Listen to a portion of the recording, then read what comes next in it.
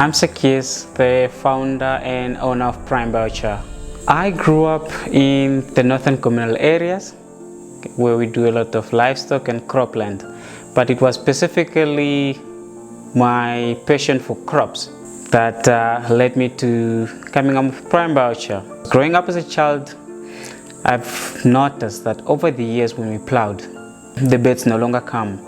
In the early days when the soils were still productive, healthy and alive, people would plow.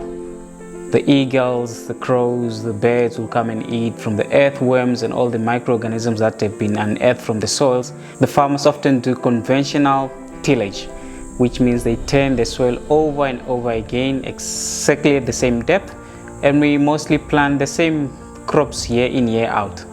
And over time the soils become depleted, they become poorer, and that's why I came to say, can we restore it to the former glories that they were? If you put in biochar into the soil, it will hold the water and the fertilizer within that root zone of the crop, and that is what is needed for the crop to essentially produce a bountiful yield. I think currently nothing more excites me than biochar.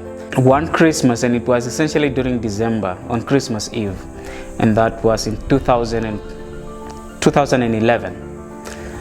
I sat in bed and thought to myself, if only 1,000 people who went to bed hungry yesterday could essentially have a meal today on Christmas Eve, I would be much happy. And that is still a dream that I would like to see being brought forward, and that comes into terms of food security. So that is where my passion comes from.